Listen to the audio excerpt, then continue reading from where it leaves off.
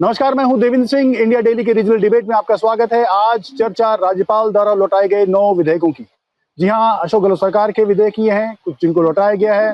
इसके अलावा पूर्व मुख्यमंत्री वसुंधरा राजे के दौरान कार्यकाल के दौरान जो राजभवन विधेयक किए थे, उनको भी लौटाया गया है।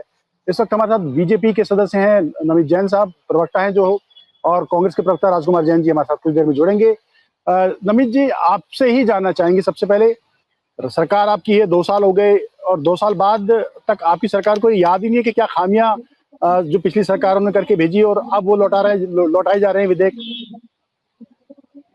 जी देवेंद्र जी, देखिए, ये जो कल राज्यपाल जी का अभिभाषण हुआ, उसके दौरान जो कांग्रेस पार्टी ने जो हरकतें की, वहां जिस तरह का जो माहौल बनाने की कोशिश करी, ये कांग्रेस पार्टी की डीएनए में, ये इनकी हमेशा आदत रही है कि इन्होंने हमेशा संवैधानिक संस्थाओं, संवैधानिक जो पद होते हैं, उन पर हमेशा इन्होंने उंगली उठाई है। इन्होंने हमेशा उनका बहिष्कार किया है, चाहे वो सीबीआई हो, चाहे ईडी हो, चाहे वो हमारे राष्ट्रपति हो, चाहे राज्यपाल हो, हमेशा इन्होंने इस तरह की बातें करी है। देखिए, विधेयक लौटाना, ये सब करना, कहीं ना कोई खामी रही होगी, कोई कमी रही होगी। ये पहले भी होता है।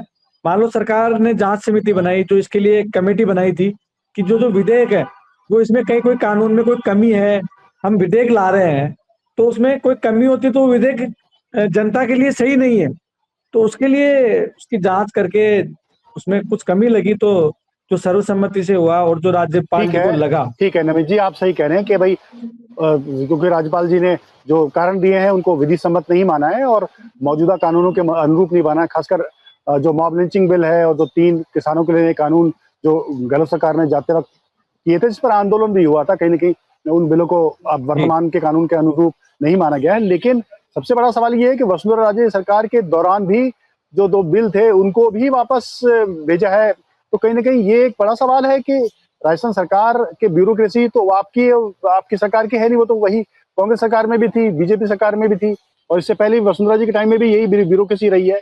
तो इतना बड़ा स्तर पर ब्यूरोक्रेसी पर ये कहीं ना कहीं बहुत बड़ा सवाल उठता है। तो पार्टी आपकी है, सरकार आपकी है, तो क्या इन पर जवाबदेही तय नहीं होती कि नियम कायदे बनाने वाले ये लोग हैं, नियम कायदे तय करने वाले ये लोग हैं, और इतनी बड़ी खामियां छोड़ देते हैं। जी देवेंद्र जी, देखिए, सही बात कर रहे हैं आप, लेकिन कहीं ना कहीं जब कानून और समय की बात करते हैं, जब वसुंधरा जी की सरकार थी, हमारी भारतीय जनता पार्टी की सरकार थी, उस बात को आज लगभग जो ये विधेयक की जो बात चल रही है, वो लगभग 7 और 3 10 साल, 9 साल पुराने हो गए। और 9 साल में इतने बदलाव हुए देश भर में, और देश भर में समय, स्थिति, परिस्थिति, जनसंख्या की बात कर लो आप, या लोगों की किसी भी तरह की बात कर लो आप, काफी कुछ बदलाव हो गया है। उस बदलाव के हिसाब से इन कानूनों को बनाया जाना चाहिए।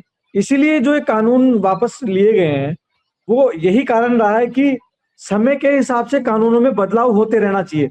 और जब हम कानून ला रहे हैं, वो पूरी तरह से बन नहीं पाए थे या किसी कारण से वो पेंडेंसी में थे, तो आप ये बताइए कि जैसे वसुंधरा जी का जो कानून बता रहे हैं आप वापस लाए, तो राज्यपाल जी के पास तो वो कहीं ना कहीं उनको लगा होगा पिछली सरकार को, तो उन्होंने किया। अभी जो सरकार बनी है और जो समय की परिस्थिति की मांग है, उसके हिसाब से वो कानून पे समीक्षा करके उनको लगा तो वापस कर दिया। ठीक है और रमेश जी, आने वाले समय में ब्यूरोक्रेसी पर पकड़ ये साफ तौर पर दिखाती है कि कहीं ना कहीं सरकार के जो अंदर जो नेता बैठे हैं, मंत्री बैठे हैं, जिनकी पकड़ ब्यूरोक्रेसी पे होनी चाहिए, वो नहीं हो पा रही है। और इसीलिए इस तरह की चीजें जो खासकर नेताओं के हाथ में नहीं होती है, नेताओं की निगाह में नहीं रहती, फाइलें तो कहीं ना कहीं ब्यूरोक्रेसी के दिमाग में चलती हैं और दिमाग से ही कागजों पर भी उतरती हैं। और अगर वो चाहे तो कानून में ऐसी कोई कोताही ना छोड़े जो उसका फायदा अक्सर कानून का तोड़ने वाले उठाते हैं। लेकिन बड़ा सवाल यही है कि ब्यूरोक्रेसी में पकड़, चाहे इस सरकार की हो चाहे पिछली सरकार की हो, इतने लेवल पे इस तरह का कानून जब बनता है तो कहीं ना कहीं खामियां तो आपको साफ तौर पर दिखाई दे ही रही होंगी। जी बिल्कुल, देखिए देवेंद्र जी, ब्यूरोक्रेसी की जो आप बात कर रहे हैं, कहीं ना कहीं जो हमारे सीनियर ब्यूरोक्रेसी है, मान लीजिए 95 बैच के, 96 बैच के, 2002 की बैच के जो सीनियर आईएएस जो हमारे ब्यूरोक्रेट्स वो तैयार करते हैं, उनकी टीम बैठकर तैयार करती है। सरकार का जो एक एजेंडा होता है, उस एजेंडे के आधार पर वो कानून बनते हैं कि सरकार क्या कर रही है, उसी लाइन को लेते हुए ब्यूरोक्रेट्स कानून को बनाते हैं। लेकिन जब कानून की बात आती है बनने की, उस कानून को बनते बनते 2 से 3 साल उसको लग जाते हैं। तो उस समय क्या रहा होगा, कैसी स्थिति परिस्थिति थी, जो मॉब लिंचिंग कानून की जो बात कर रहे हैं, उसमें कांग्रेस सरकार की मंशा सही नहीं थी, इसलिए हमने लौटाया। कि जब मॉब लिंचिंग होती है, जिस तरह की जो घटनाएं राजस्थान में पिछले सालों में घटी, 5 साल जो राजस्थान में गहलोत सरकार थी, तब हमने देखा है किस तरह से गायों को भर भर के ले जाया जाता था, किस तरह से दंगे हुए, किस तरह से अशांति का माहौल रहा। उसके बाद जब इन्होंने कानून बनाया, तो कानून जो बनाया उसकी जो नीयत थी, उनकी जो नीयत थी वो साफ नहीं थी।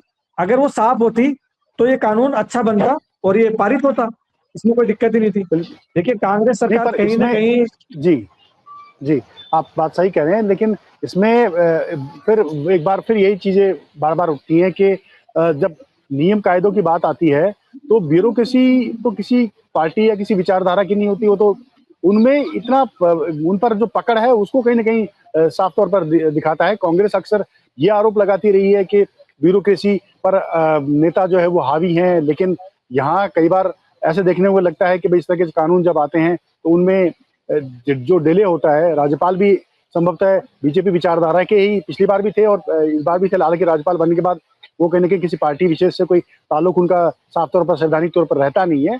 लेकिन बड़ा सवाल यही था कि 2 साल तक सरकार के बीच में ऐसे क्या तारतम्य की कमी रही कि राजभवन में ये विधेयक पड़े रहे और अब अचानक लौटे हैं, तो कहीं ना कहीं चर्चा का विषय जो है वो बने हुए ही है। हमारे साथ कांग्रेस के प्रवक्ता भी जुड़ने वाले थे, लेकिन तकनीकी कारणों से वो नहीं जुड़ पाए हैं। हमारे साथ नवीन जी हैं, जी देवेंद्र जी, नमित जी जुड़े हैं, उन्होंने अपनी बात कही। तो फिलहाल इस पर चर्चा में यहीं तक विराम देते हैं और अगली बार फिर नए विषय नए वक्ताओं के साथ फिर हाजिर होंगे इंडिया डेली राजस्थान के रीजनल डिबेट में।